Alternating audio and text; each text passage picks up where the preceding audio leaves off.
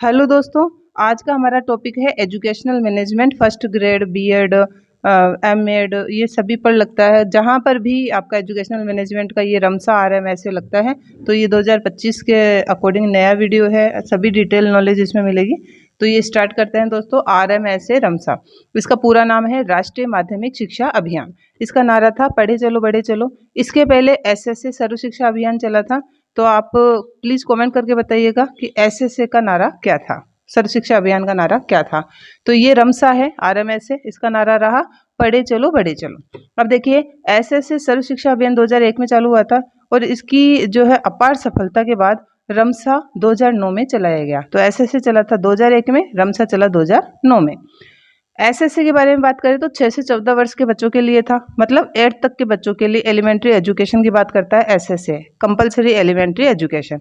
इसके बाद में 14 से 18 वर्ष के लिए, जब ये 8 तक की एलिमेंट्री एजुकेशन के लिए जब ये सक्सेस हुआ SSA, तो उसके बाद में बड़ी हायर क्लासेज आएगी। तो उसके लिए 9th 10th 11th 12th ये सभी माध्यमिक शिक्षा के अंतर्गत आती है। ठीक है, तो 9th 10th 11th 12th मतलब 14 से 18 वर्ष तक के बच्चों में शिक्षा का सार्वजनिकरण करने के लिए, शिक्षा का सार्वभौमिकरण करने के लिए रमसा चलाया गया। ओके, मतलब सेकेंडरी एजुकेशन की बात करता है रमसा, एलिमेंट्री एजुकेशन की बात करता है SSA।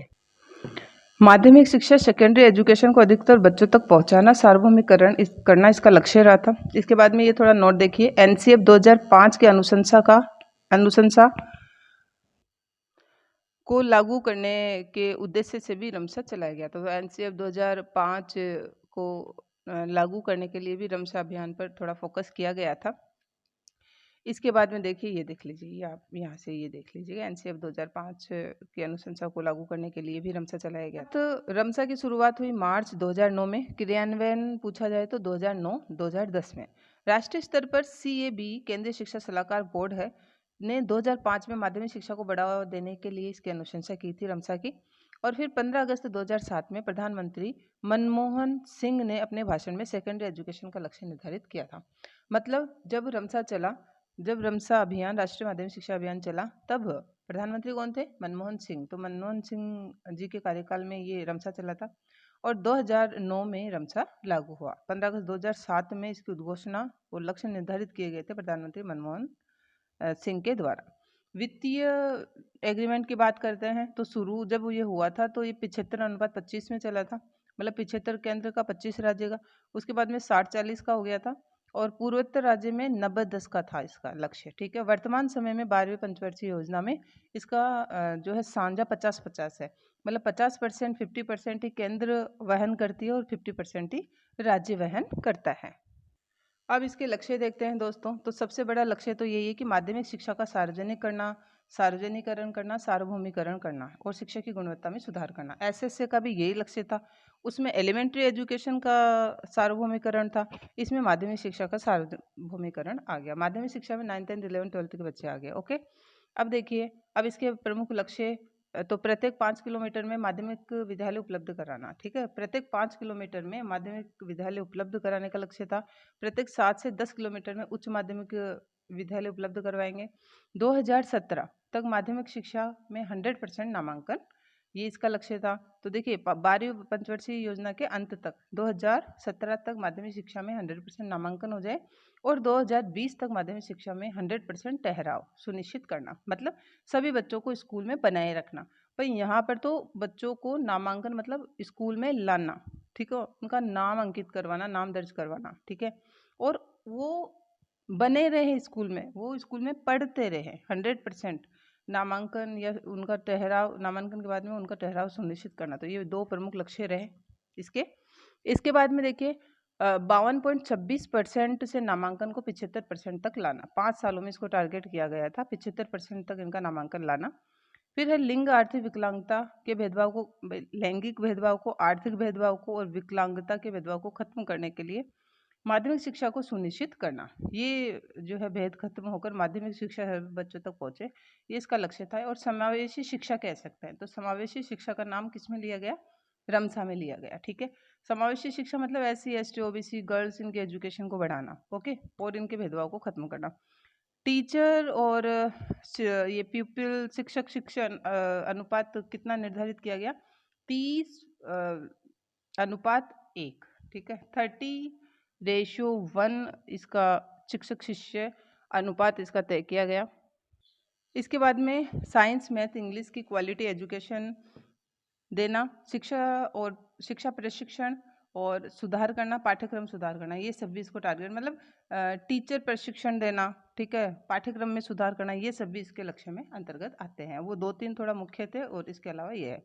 राजस्थान में रमसा की बात करें तो राजस्थान में रमसा क्रियान्वयन के लिए 3 सितंबर 2009 में राजस्थान माध्यमिक शिक्षा परिषद का गठन हुआ था दोस्तों। इसका मुख्यालय शिक्षा संकुल जयपुर में है। अब ये मुख्य नोट्स हो गए। अब हम बात करेंगे भौतिक सुविधाएं क्या क्या दी गई इस अभियान के अंतर्गत।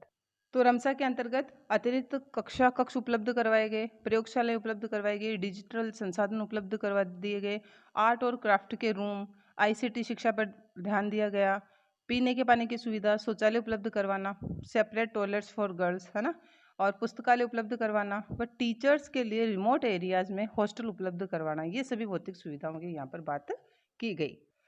अब देखिए रमसा अभियान का संगठन, ठीक है, तो रमसा अभियान का संगठन राष्ट्रीय स्तर और राज्य स्तर, भाई दोनों साझेदारी से हो रहा है, राष्ट्रीय स्तर और राज्य स्तर। तो राष्ट्रीय स्तर पर इसके जो है 3 प्रमुख वो होते हैं सदस्य, अध्यक्ष, उपाध्यक्ष और सदस्य, ठीक है, मतलब कमेटी बनती है ना, राष्ट्रीय स्तर पर कमेटी बनती है और राज्य स्तर पर कमेटी बनती है। तो राष्ट्रीय स्तर की जो कमेटी है उसका अध्यक्ष होता है मानव संसाधन विकास मंत्रालय का मंत्री, उपाध्यक्ष होता है सचिव, स्कूल शिक्षा व सतत शिक्षा विभाग भारत सरकार के। और सदस्य कौन कौन होते हैं इसमें, एक तो सीबीएसई के अध्यक्ष इसके सदस्य होते हैं, ठीक है, रमसा की राष्ट्रीय स्तर समिति के, एनसीईआरटी के निर्देशक होते हैं इसके सदस्य, और इग्नू के निर्देशक इसके सदस्य होते हैं। तो ये इन सभी से मिलकर राष्ट्रीय स्तर की समिति बनती है। राज्य स्तर की समिति में ओनली अध्यक्ष और उपाध्यक्ष होते हैं।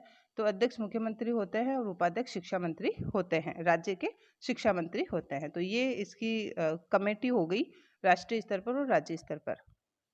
अब बात करते हैं रमसा के प्रारूप की। तो रमसा के प्रारूप की देखिए ये क्वेश्चन बहुत पूछा जाता है। तो रमसा के प्रारूप को कितने अध्यायों में बांटा गया है दोस्तों, तो टोटल 10 अध्यायों में बांटा गया है। तो 10 अध्यायों में किस किस की बात की गई है, इन्हीं 10 अध्यायों को आप महत्व भी कह सकते हो, आवश्यकता भी कह सकते हैं, ठीक है, और उसके उद्देश्य भी कह सकते हैं। तो इसका प्रारूप है, रमसा का प्रारूप 10 अध्यायों में रखा गया है।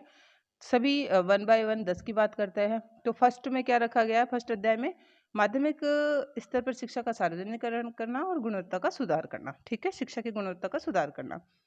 सेकंड लेसन में क्या रखा गया है, माध्यमिक स्तर हेतु उपागम और व्यूह रचना। थर्ड में नियोजन, मूल्यांकन और वित्तीय पक्ष की बात की गई है। फोर्थ में विद्यालय का आधारभूत ढांचा, अधिगम स्रोत क्या होंगे, शिक्षक व अन्य बातें यहाँ फोर्थ अध्याय में बात की गई है। फिफ्थ में माध्यमिक व उच्च माध्यमिक शिक्षा गुणवत्ता में सुधार करने की बात की गई है। सिक्स्थ में विशिष्ट फोकस समूह है, शैक्षिक और सह शैक्षिक, मतलब शैक्षिक और सह शैक्षिक प्रक्रिया या उनमें कौन कौन से कार्य, कौन कौन से लक्ष्य टारगेट किए गए हैं, ये सभी 6th चैप्टर में बात की गई है। 7th चैप्टर की बात करें 7वें अध्याय की, तो विद्यालयों में क्या सुविधाएं होनी चाहिए और अन्य निर्माण कार्य कैसे होंगे। 8वें चैप्टर की बात करें तो योजना का क्रियान्वयन कैसे होगा, समसामयिक प्रयासों से जोड़ने हेतु प्रबंधकीय ढांचा कैसे काम करेगा।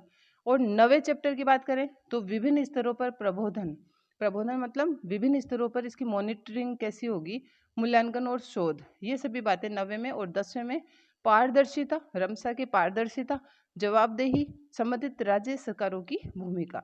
तो ये 10 के 10 चैप्टर जनरली पूछ लिए जाते हैं कि थर्ड चैप्टर में कौन सी बात की गई है, फिफ्थ में, तो ये आप अच्छे से थोड़ा देख लीजिएगा दोस्तों। यहाँ पर आकर हमारा रमसा कंप्लीट होता है। रमसा के द्वारा गवर्नमेंट ने देखिए 9वीं 10वीं 11वीं 12वीं की शिक्षा को फोकस किया और बहुत बहुत हद तक जो है इसके जो भी लक्ष्य निर्धारित किए गए हैं वो उनको प्राप्त भी हुए, बहुत नामांकन हुए, बहुत तरीके से ये बहुत ही अच्छे तरीके से रमसा जो है सक्सेस हुआ। तो ऐसे से सफल हुआ तो आरएमएस से चला दिया, आरएमएस से सफल हुआ तो 12वीं तक के बच्चों को टारगेट किया, तो आरएमएस से सफल हुआ तो फिर उच्च शिक्षा मतलब कॉलेज लेवल की शिक्षा, फर्स्ट सेकंड थर्ड ईयर की जो शिक्षा है, जो उच्च डिग्रियां हैं, उन पर फोकस किया गया एनयूएसए के द्वारा, ठीक है। तो उस एनयूएसए उच्चतर शिक्षा की बात हम नेक्स्ट वीडियो में करेंगे। ये वीडियो कैसा लगा प्लीज़ कमेंट करके बताइएगा। साथ ही आप चैनल को सब्सक्राइब जरूर कीजिएगा, जिससे जो भी एजुकेशनल, मैनेजमेंट और अदर टॉपिक्स के जो न्यू वीडियोज आए वो आप तक जल्द से जल्द पहुंच सके। Thank you so much friends.